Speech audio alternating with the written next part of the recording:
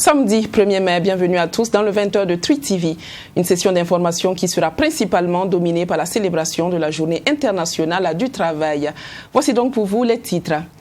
Les travailleurs du monde entier font une halte à ce jour pour commémorer cette journée du 1er mai qui est la leur. D'horizons différents avec des réalités diverses, ils partagent néanmoins tous le même combat, l'amélioration de leurs conditions de travail. Au-delà du Burkina Faso, nous ferons un tour en Côte d'Ivoire et au Mali pour vivre avec les travailleurs ce 132e anniversaire.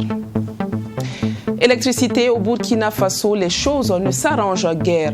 En plus de la panne de la ligne d'interconnexion Ghana-Burkina, le directeur général de la Sonabel informe d'un manque d'énergie en Côte d'Ivoire, également pays fournisseur d'électricité au Burkina Faso. À tout seigneur, tout honneur, nous commençons ce journal avec ce qui caractérise le mieux le 1er mai, c'est-à-dire la journée internationale du travail. Et comme chaque année, les travailleurs du Burkina Faso ont battu le macadam pour commémorer ce 132e anniversaire. Regroupés au sein de l'unité d'action syndicale, ils ont remis non pas le cahier de doléances comme habituellement, mais plutôt leur plateforme revendicative au ministre de la fonction publique. Écoutez le secrétaire général de l'Union syndicale des travailleurs du Burkina Faso. Il est au micro de Maxime Jean-Eudes Bambara. Elles sont plus d'une quarantaine d'organisations syndicales réunies au sein de l'unité d'action syndicale UAS à prendre d'assaut les artères de la ville de Ouagadougou pour cette commémoration de la 132e journée mondiale du travail.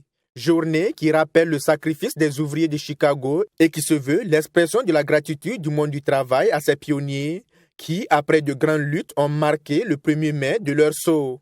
De la Bourse du Travail à l'avenue Monseigneur Thévenou Joanny, en passant par l'avenue de la Cathédrale, le rue Joseph Badoa et l'avenue Maurice Yamiogo, les travailleurs du Burkina Faso ont battu le pavé pour rendre hommage aux pionniers.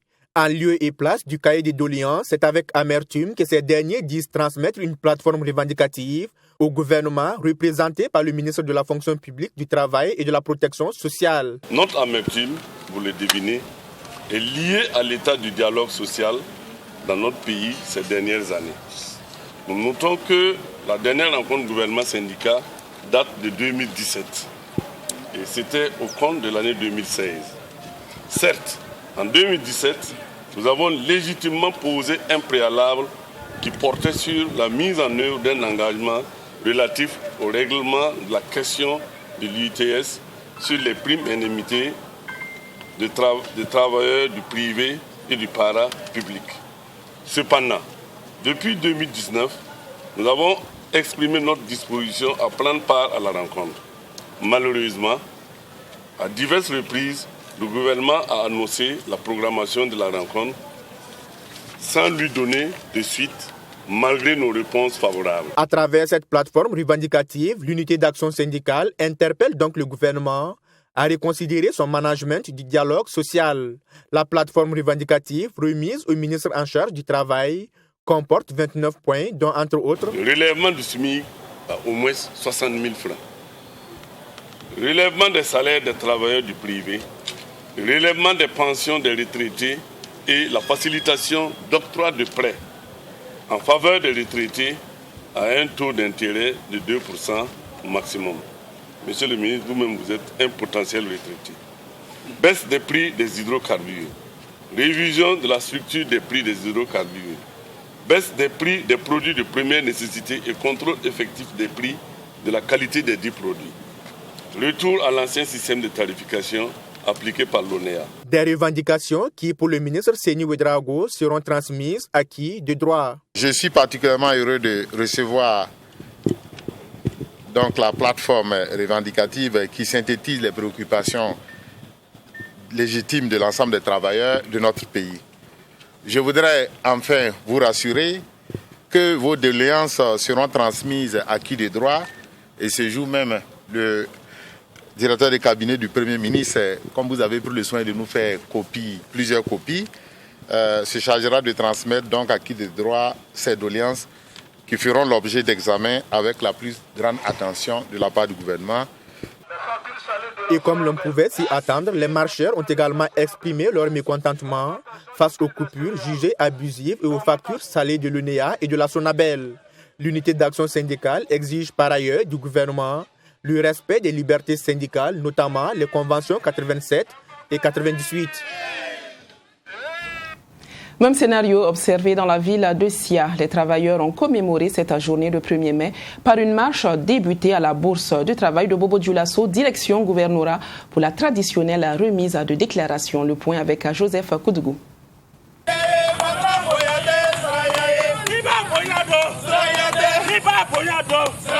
Les travailleurs de Bobo-Dioulasso ont une fois de plus respecté la coutume en organisant cette marche à l'occasion de la Journée internationale du travail. Une marche pour exiger l'amélioration de leurs conditions de travail. Non, c'est un 1er mai. Il faut dire que nous sommes dans une situation de maladie à coronavirus. Et donc l'année passée, nous n'avons pas pu marcher. Et au niveau du gouvernement, ils traînent des pieds pour regarder les cahiers de doléances.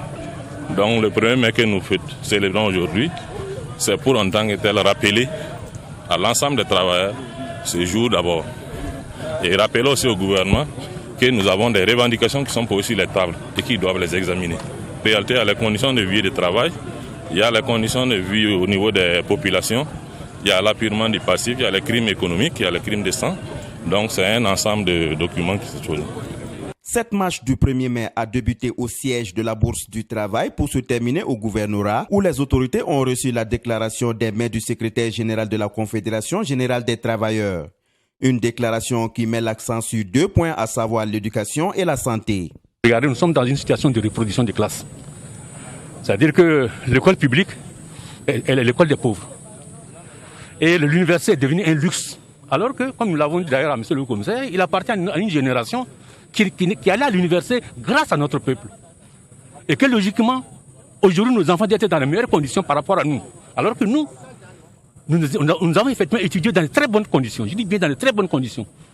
Nous avons connu l'internat, nous avons connu des thunes, ainsi tout ça, nous avons connu l'interdiction, le réfectoire, tout ça, nous avons connu ça. Et au niveau de la santé, c'est encore pire. Aujourd'hui, la santé est devenue un produit capitaliste, comme l'éducation. Si vous n'avez pas d'argent, vous mourrez. Et aujourd'hui, je pense que la pandémie est revenue effectivement pour rappeler à nos autorités que s'ils n'améliorent pas le plateau technique chez nous, mais eux aussi vont mourir. Et vous avez compris un peu pourquoi, il y a tout ce qui est en train d'être fait, c'est d'abord pour eux. Parce qu'ils se sont rendus compte que s'ils partaient chez Macron, Macron avait déjà des problèmes, ces hôpitaux étaient remplis donc, de cadavres. Donc Macron ne pouvait pas les accueillir. Donc forcément, ils sont obligés de s'occuper. Donc en réalité, l'histoire nous a donné raison sur toute la ligne. Parce que depuis longtemps, nos camarades de la santé se battent effectivement pour dire qu'il faut améliorer l'état de santé pour tout le monde. Ce 1er mai est commémoré dans un contexte international marqué par la pandémie de la Covid-19 qui, selon les travailleurs, vient une fois de plus confirmer l'incapacité structurelle du système capitaliste à faire l'unanimité et répondre aux aspirations profondes des masses populaires. Mobilisation et lutte. En Côte d'Ivoire, ce 1er mai a été caractérisé par la 3e journée africaine des personnes victimes d'accidents de travail et de maladies professionnelles. Les associations œuvrant dans ce sens avec l'appui de leurs partenaires multiplient la sensibilisation et la promotion des bonnes pratiques en vue d'atteindre l'objectif zéro victime d'accidents de travail. Correspondance de Yamba Kabri. Promouvoir la prévention des risques professionnels en mutualisant les expériences et les compétences pour faire face à la pandémie des accidents du travail, tel est l'un des objectifs de la 3e journée africaine des victimes d'accidents du travail et des maladies professionnelles. Le monde du travail en Côte d'Ivoire ou dans le monde connaît déjà une pandémie qui existe, qui sont les accidents du travail. Et cette pandémie fait au moins 350 000 cas d'accidents mortels en Afrique. Et il y a 5 000 cas d'accidents annuels en Côte d'Ivoire. Et je vous le dis, il y a plus de 2 millions de cas d'accidents annuels dans le monde. Donc il est important que cette pandémie qui est venue encore fragiliser ce mal qui existe, il est important que nous fournissons nos efforts afin de lutter efficacement contre la pandémie et les accidents du travail. Pour y parvenir, il faut promouvoir également les bonnes pratiques par la sensibilisation. Alors pour promouvoir les bonnes pratiques, nous avons ce qu'on appelle des structures spécialisées que nous avons mis en place. Au nom des structures spécialisées, nous avons le symposium de l'audiovisuel qui promeut donc la formation, l'information, la communication comme moyen de sensibilisation en prévention des risques professionnels. Nous avons également le forum des comités santé et sécurité au travail qui vise à la promotion du cadre du dialogue social à travers donc la participation des travailleurs.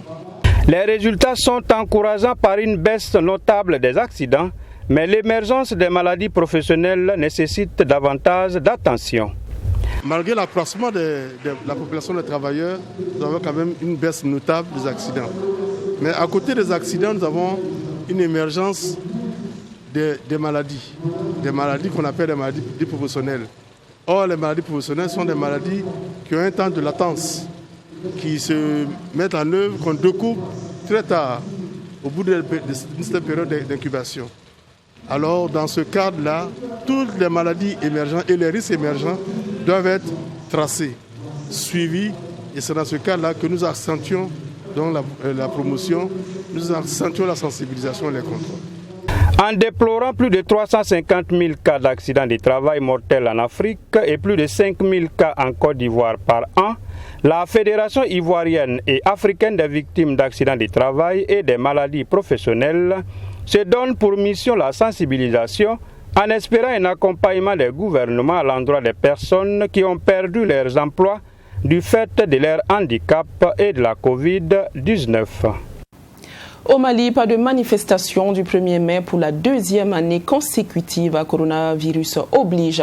Cependant, l'Union nationale des travailleurs du Mali, UNTM, a animé une conférence de presse en lieu et place du défilé. La première centrale syndicale a dénoncé au cours de cette conférence plusieurs insuffisances de la part des autorités qui impactent négativement les conditions de vie des travailleurs. Correspondance de Bourima Soulou. D'entrée de jeu, le premier responsable de l'Union nationale des travailleurs du Mali, UNTM, s'interroge sur la gestion des fonds annoncés dans le cadre de l'aide du gouvernement aux entreprises en difficulté à cause du coronavirus. On peut aussi se demander quelle destination a été faite des milliards de francs généreusement affectés par les présidents renversés pour contenir la pandémie du coronavirus. De toute évidence, les licenciements abusifs car non économiques ont été faits contre des travailleurs dans de nombreuses entreprises qui soit n'ont reçu aucune subvention ou après avoir reçu celle-ci ont tout de même envoyé au chômage les travailleurs. Tout cela ajoute au 1er mai 2021 des accents tristes. Face à la presse, le premier responsable de l'UNTM n'est pas allé avec le dos de la cuillère à propos de la cherté de la vie. Yacouba Katile dénonce l'attitude irresponsable des autorités de la transition. Trop de manque d'eau potable, de délestage avec tout le territoire au sud, du sud au nord, du troisième fleuve d'Afrique, c'est inacceptable. Trop de contamination du virus de Covid-19. Quand le chef de l'État s'est refusé au départ à imposer des mesures, c'est inacceptable. Trop d'incertitudes à propos de la durée de la transition. Quand des gens venus de nulle part se frottent la main avec des millions par mois, c'est inacceptable. L'UNTM a déposé un préavis de grève de 96 heures allant du lundi 17 mai au vendredi 21 mai prochain. En effet, la centrale syndicale exige la satisfaction de 7 points, selon Yacouba Katile, dont... Le premier point, il s'agit tout simplement de la mise en œuvre des protocoles que nous avons signés avec les gouvernements.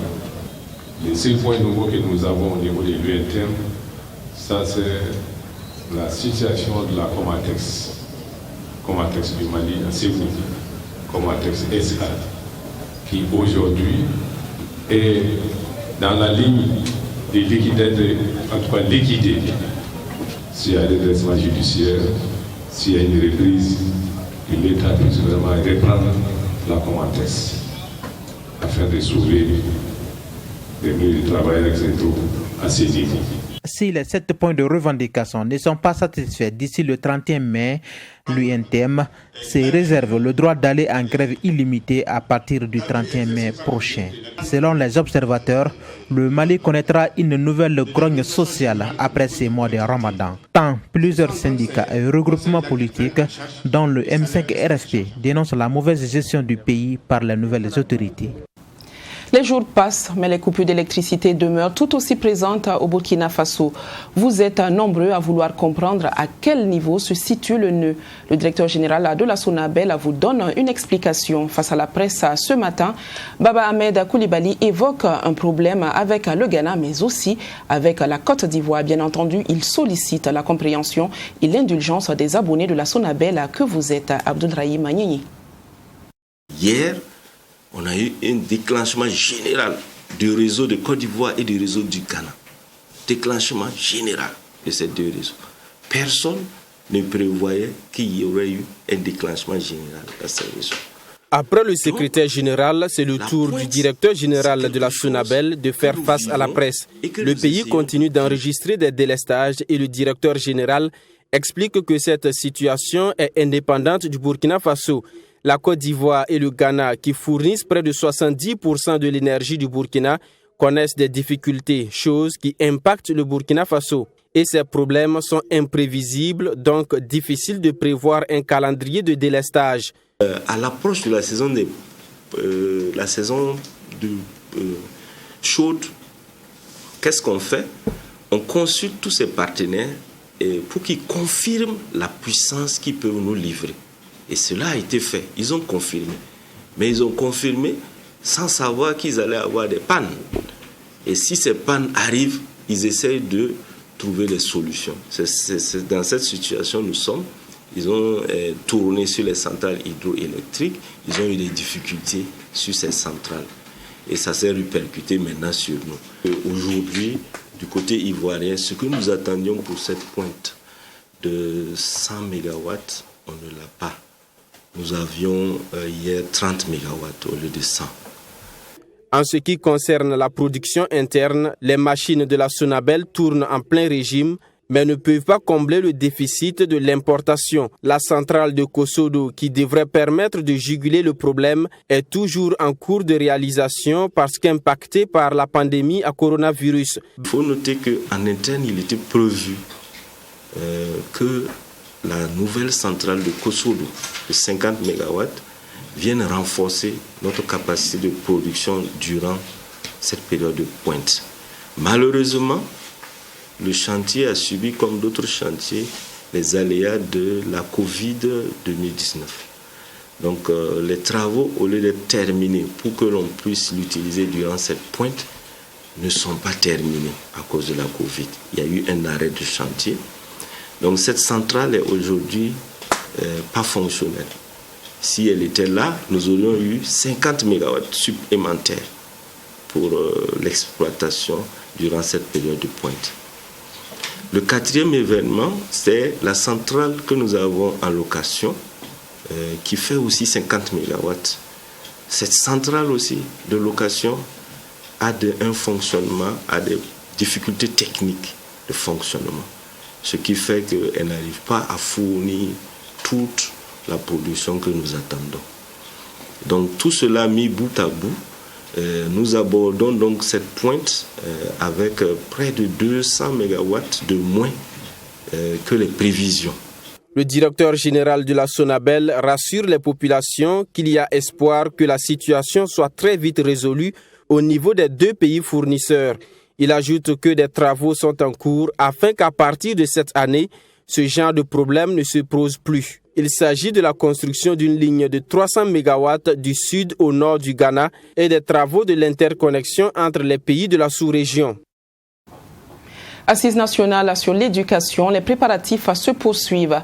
Après les partenaires sociaux et les responsables des associations des parents d'élèves, c'est au tour des partenaires techniques et des fêtières de l'enseignement public d'être reçus par le ministre en charge de l'éducation nationale, Stanislas Sawaro. Plus de détails avec Sanata Siri. Stanislas Ouaro face aux fêtières de l'enseignement public.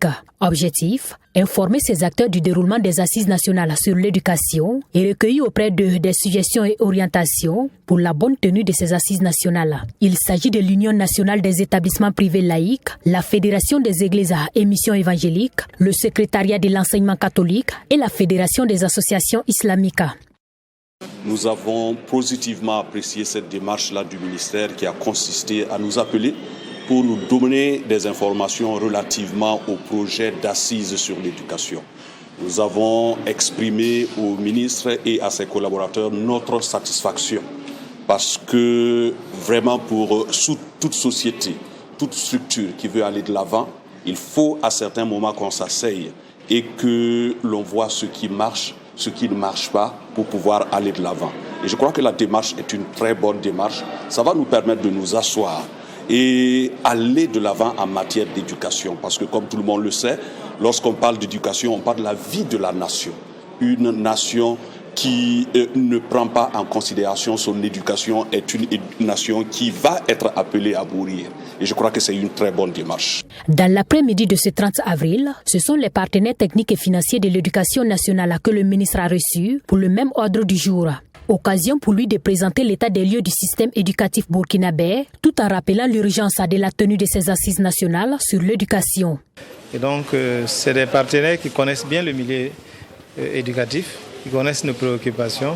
Et nous avons souhaité donc les rencontrer aujourd'hui pour leur présenter la démarche que nous avons adoptée pour l'organisation des assises nationales sur l'éducation nationale et surtout souhaiter leur participation active donc, dans ces assises-là, de façon à ce qu'à l'issue donc, de ces assises, la mise en œuvre puisse être facilitée aussi bien par leur accompagnement, qu'il soit financier ou de tout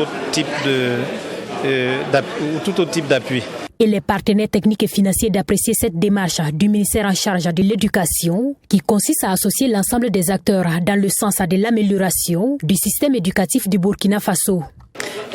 J'apprécie beaucoup cette démarche, j'apprécie beaucoup la franche collaboration, ouverture et participation du ministre avec les PTF. Donc nous venons de prendre connaissance de ce processus, de cette démarche. Nous allons pouvoir l'analyser, se consulter et apporter des commentaires, des avis pour accompagner le ministère dans cette démarche. Donc nous la saluons, nous sommes très contents d'être associés à tout ce processus. Il est attendu de l'ensemble de ces acteurs au sortir de ces rencontres des concertations rationnelles afin d'améliorer le TDS soumis par le ministère en charge de l'éducation nationale. Ce afin de faire des propositions pour une meilleure amélioration du système éducatif lors des prochaines assises nationales sur l'éducation. 11 élèves du centre de formation professionnelle de référence de Zignaré reçoivent leur attestation de fin de formation à Canal+ Burkina. Pendant 45 jours, ces jeunes apprenants se sont frottés au personnel de la structure en vue de consolider leurs connaissances. Ce 30 avril 2021 a été marqué pour eux par la remise de leur certificat des mains des responsables de Canal+ Burkina. Ami Valiant avec la voix de Mamie Driana Kamabou.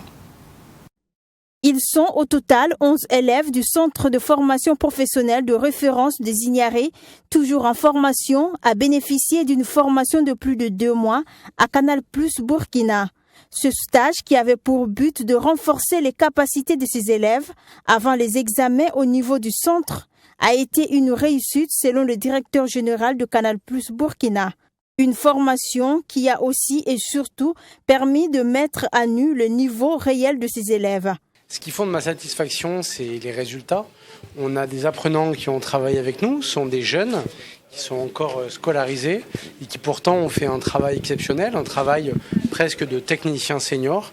Ils ont travaillé sur différentes tâches, ils ont travaillé pour réparer des matériels défectueux, ils en ont réparé des centaines, ils ont travaillé pour faire des installations canal avec des techniciens expérimentés et ils ont prouvé la qualité de leur travail, ils ont prouvé la qualité de leur savoir-faire et ils ont prouvé la qualité de leur enseignement.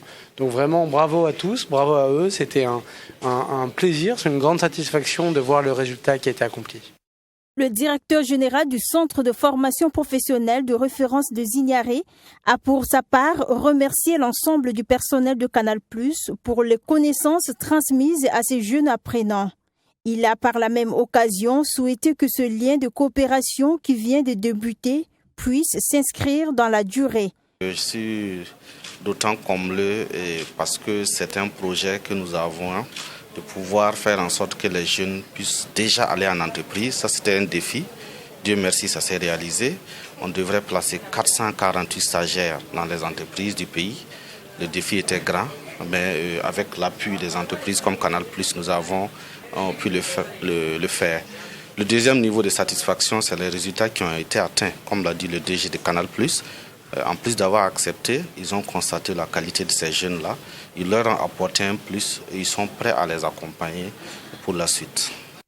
Les élèves en fin de stage ont demandé le soutien de Canal+ Burkina afin qu'après leur formation, ils puissent revenir dans les locaux de Canal+ en tant que membres du personnel. En 45 jours de stage, les élèves soutiennent avoir beaucoup appris.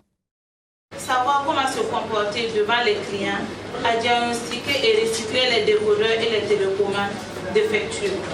Assistés par les techniciens agréés que nous saluons et remercions, nous sommes fiers de pouvoir faire les installations et les dépannages individuellement. Nous avons également appris la bureautique en saisissant nos premiers rapports de stage. Ensemble, nous disons merci à toute l'équipe de Canal+. Pour rappel, le Centre de formation professionnelle de référence des Ignarés a ouvert ses portes en 2011 et c'est une structure rattachée au ministère de la Jeunesse. Son objectif, offrir des formations modulaires de courte durée dans divers domaines qui sont adaptés à la demande et accessibles à l'ensemble de la jeunesse burkinabé. Cette cérémonie a pris fin par de remises et d'attestations et de cadeaux aux stagiaires.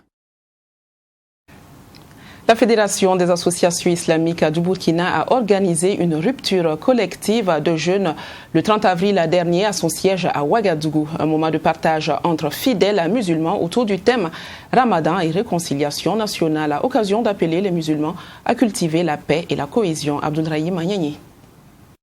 C'est un moment de partage et de communion entre la communauté musulmane et des autorités politiques coutumières à l'occasion de cette rupture de jeunes. L'initiative est de la FAIB, Fédération des associations islamiques du Burkina, de réunir les fidèles musulmans autour du thème de la réconciliation nationale, occasion d'appeler les fidèles de cette communauté à promouvoir le dialogue interreligieux, les valeurs de cohésion, de solidarité et de paix, comme le recommande l'islam. Le Ramadan se passe cette année au moment où notre pays s'oriente résolument vers la réconciliation nationale entre ses fils et filles. C'est le lieu ici pour nous d'appeler les acteurs sociaux, politiques, économiques et confessionnels à faire de la cohésion sociale leur priorité. Les thèmes de l'iftar de ce soir, Ramadan et réconciliation nationale, traduit notre adhésion aux initiatives visant à engager les Burkinabés vers la justice. Les chemins de la compréhension mutuelle, le vivre ensemble à travers les dialogues sincères, la concertation, l'intérêt supérieur de la nation doit toujours guider nos actions. Un thème d'actualité et digne d'intérêt selon les autorités politiques présentes à cette soirée de partage. Le président du Ashkroun au Conseil pour la réconciliation et l'unité nationale et le ministre d'État chargé de la réconciliation nationale ont tous salué l'initiative et l'engagement de la communauté islamique à accompagner le processus de réconciliation au Burkina Faso. Ceux qui se réclament de l'islam ont bien entendu un rôle plus qu'important à jouer. Que Dieu fasse que vos prières qui vont dans ce sens-là soient exaucées, que notre nation soit forte face aux différents périls qui l'assaillent et que nous puissions continuer de communier comme nous faisons ainsi et donner à l'ensemble du monde entier l'exemple, pas toujours très répandu, mais l'exemple en tout cas très intéressant d'une nation qui sait se réunir et se rassembler par-delà donc ces différences et ces diversités religieuses. Le Burkina Faso est à l'écoute de votre communauté pour qu'elle nous montre l'exemple de l'entente et de la cohésion bâtie sur les fondements du livre saint qu'est le Coran. Les prières du Ashkroun se joignent à celles que vous élevez chaque jour de cette période de piété vers Allah, le Tout-Puissant. L'occasion est belle pour les fidèles croyants de faire des invocations pour la stabilité et le retour de la paix au Burkina Faso et aussi au sein de la communauté musulmane.